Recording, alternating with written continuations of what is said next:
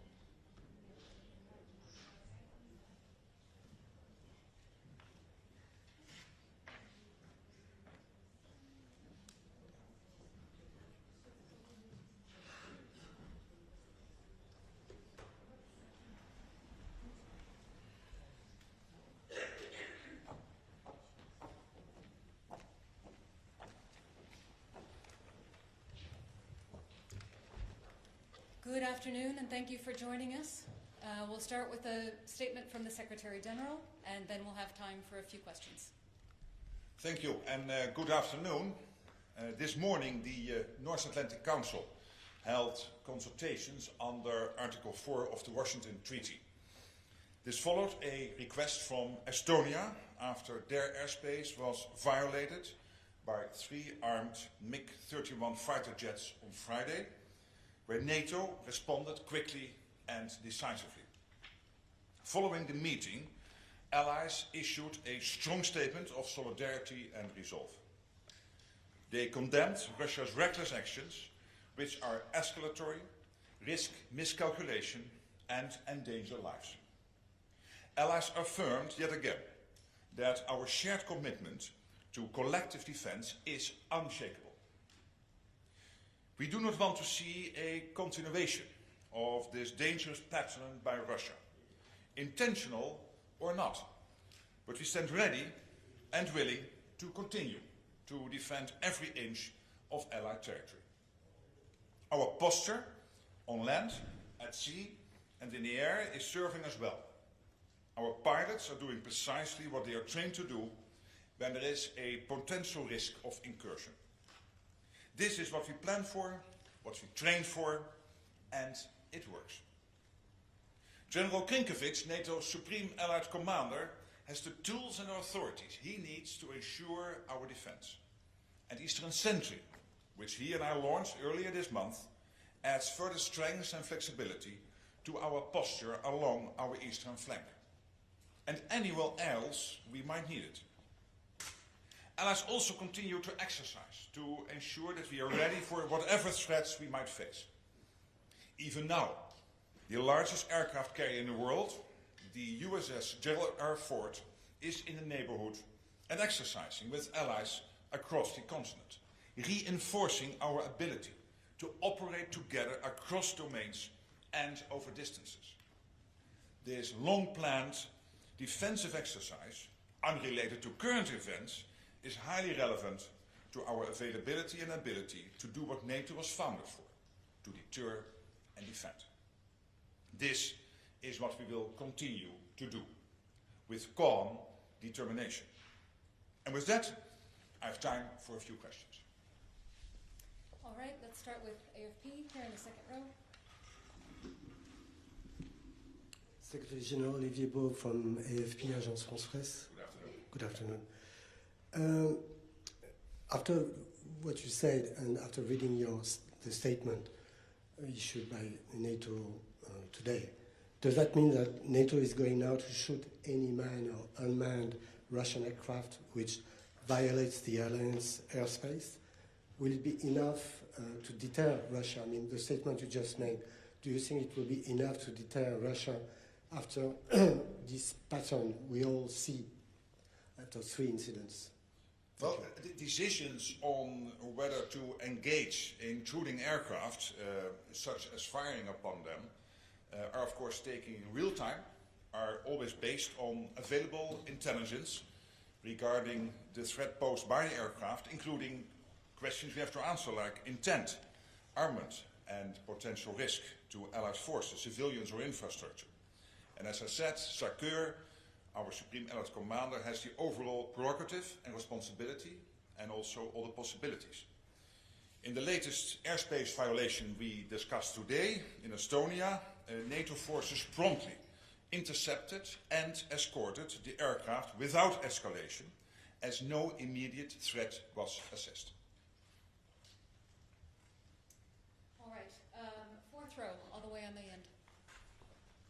Thank you. Mr. Secretary General, you mentioned in your statement pilots can act in case of a potential risk of incursion. So not in case of an incursion, but a potential incursion. What do you mean?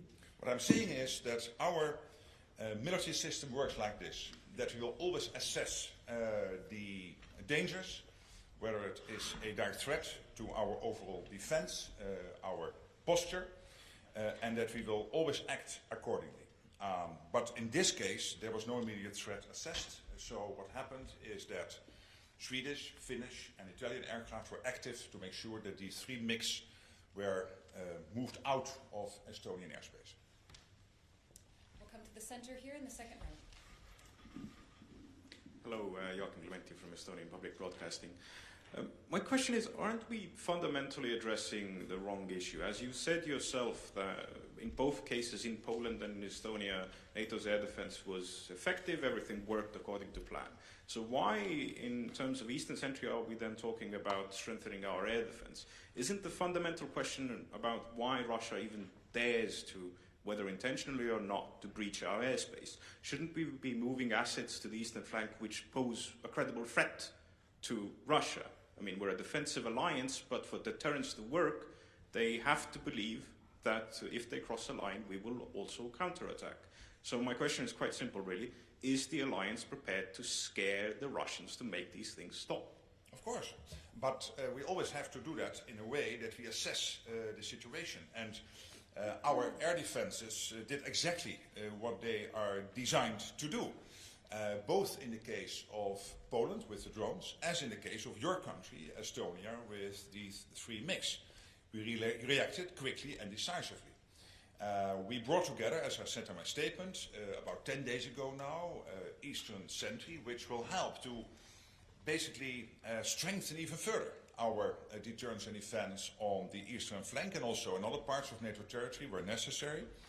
And of course, as we also said in the presser here about 10 days ago, we are constantly learning and adapting our tactics based on the evolving threat landscape, and that includes drones.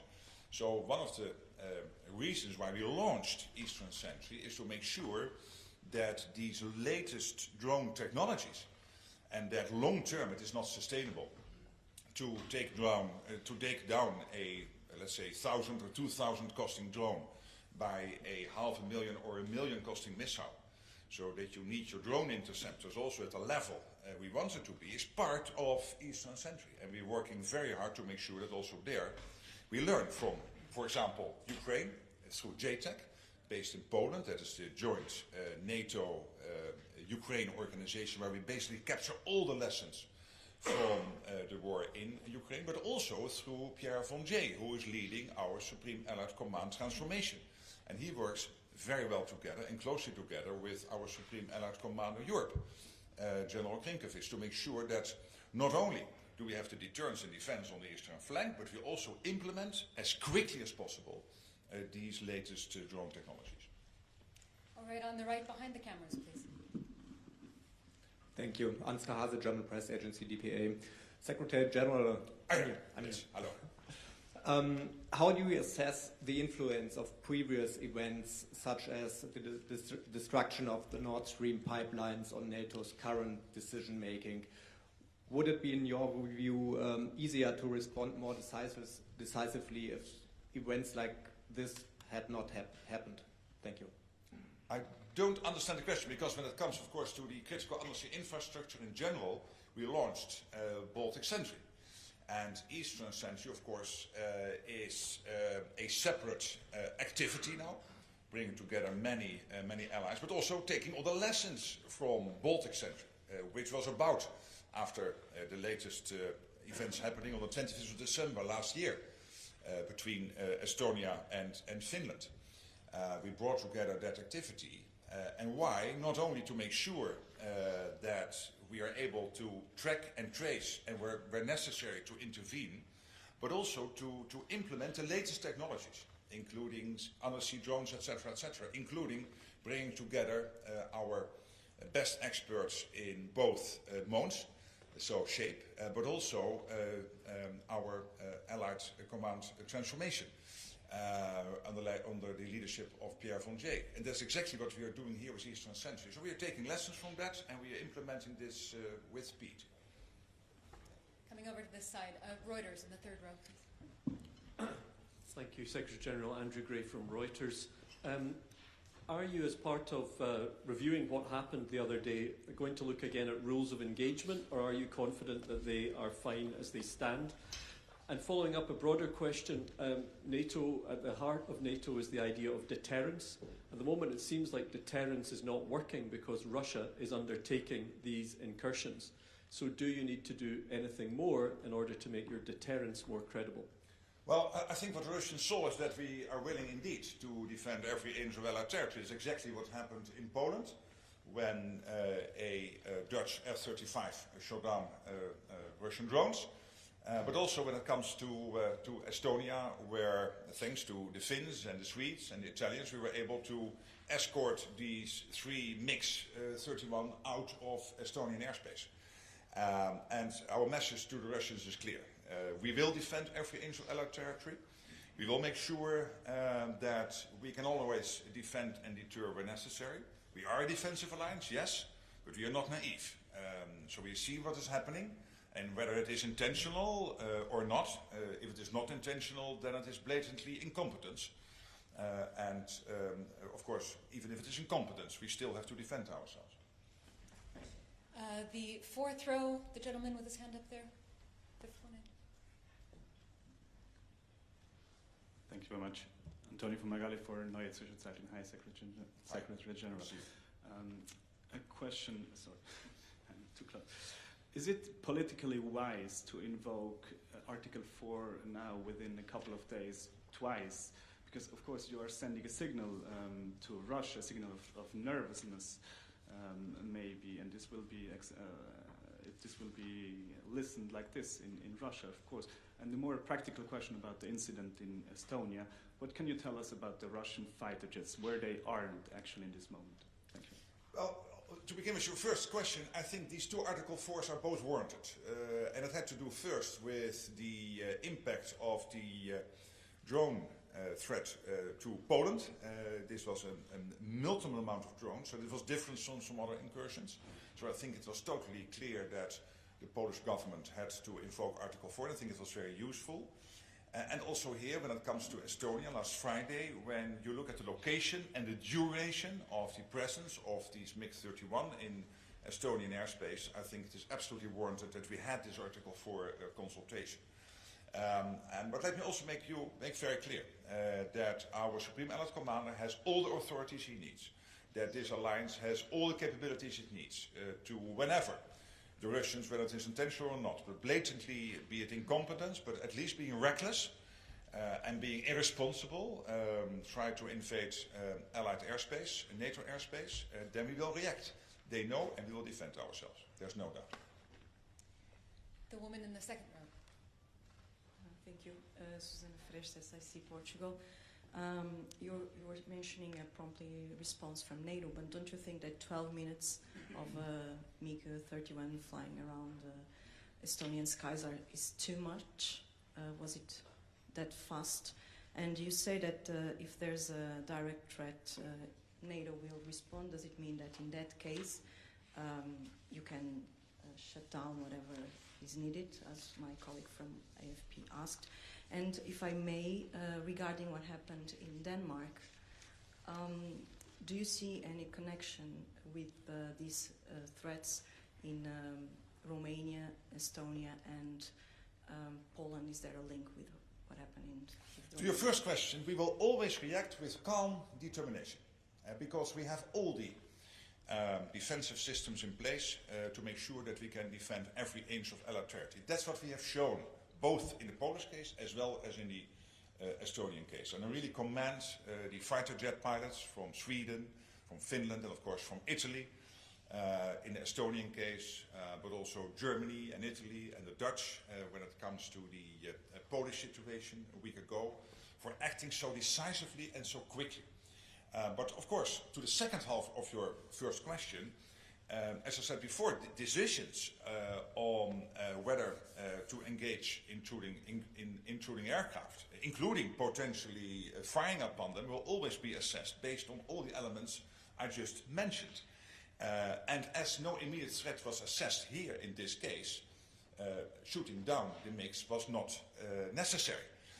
And of course, what we will always do is to make sure that we react in a proportionate way. But if necessary, you can be assured we will do what is necessary to defend our cities, our people, our infrastructure.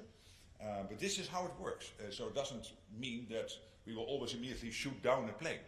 We will, as I said, based on clear dimensions, assess the situation real time, based on all the available intelligence. And that's exactly what happened here. To your second question, I was just on the phone with the Danish Prime Minister. Of course, there's talk now of 4 big drones who create 3 big drones creating big difficulties in Danish airspace, including the capital's airport.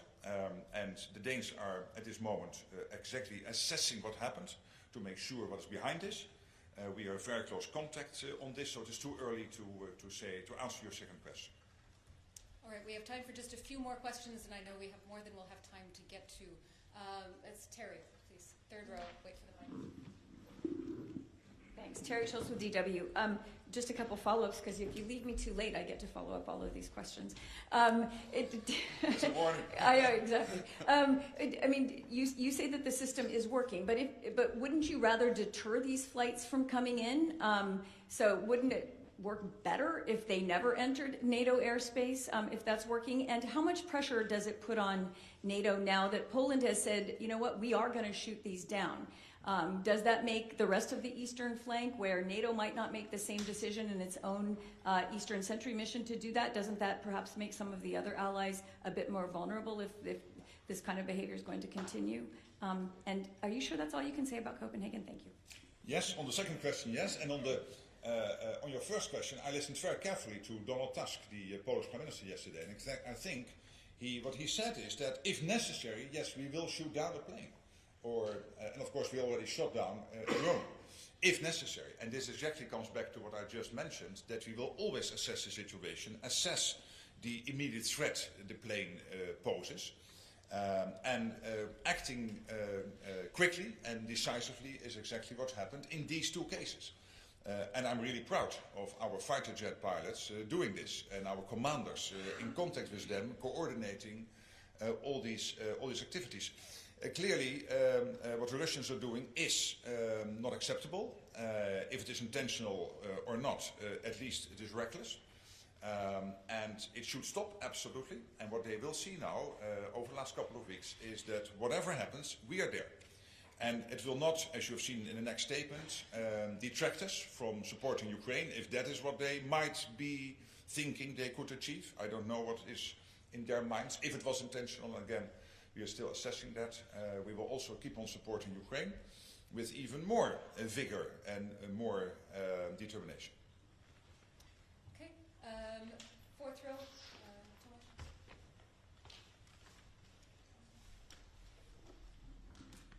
Thanks for the question. Thomas Kuczka with Frankfurter Allgemeine Zeitung. Good afternoon. Good afternoon.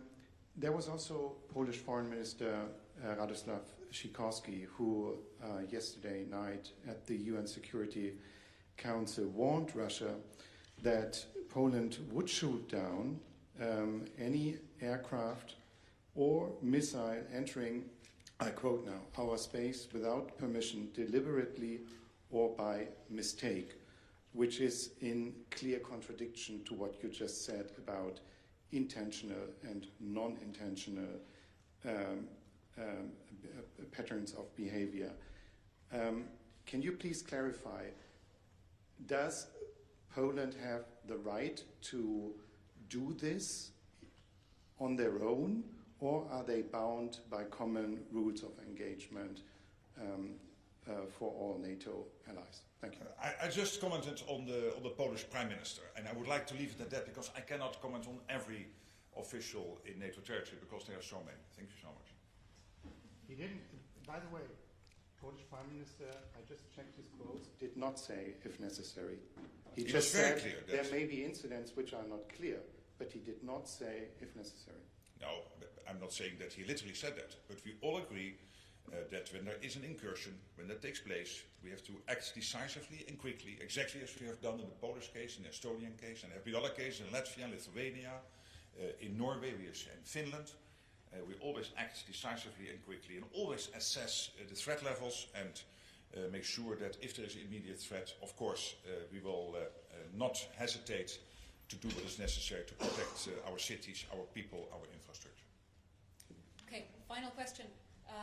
We'll go to the end here, 4th row. Yes, hi, Karen Axelsen from Politik in Denmark. Hello. Hello. You said you didn't want to comment on the Danish incident, so let's call it the Danish-Norwegian incident. Is NATO, as you said, ready to act decisively on incidents like this, what happened in Copenhagen and in Oslo, and we're having 2 big summits next week in Copenhagen? Is it, what can we do? I mean, is a drone wall enough to deter these kind of incidents, whoever was behind it? Or do we need to step up with more action in NATO as well as EU things? Yeah, well, first of all, as I said, I spoke with the Danish Prime Minister, and of course also Denmark is still assessing what exactly happened and whether they can find out more. And of course we will help wherever we can, and all our allies will be involved in that, as is always the case when these serious incidents happen.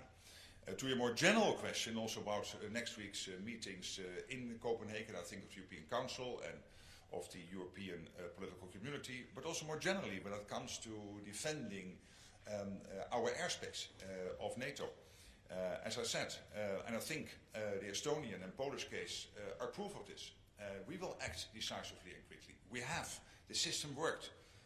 Sakur has all the authorities he needs in a trickle-down way to make sure that the commanders on the ground know what they need to do, and if necessary, to also take the ultimate decision, but only when there is an assessment that that is necessary. And that is what I meant with making sure that we always will work and act with calm determination. And that's what the Russians know, and the Russians know also that, if necessary, we will not hesitate. Thank you so much for coming here and for waiting a little bit longer, because the meeting was very good, but it took also a bit longer. Thank you so much.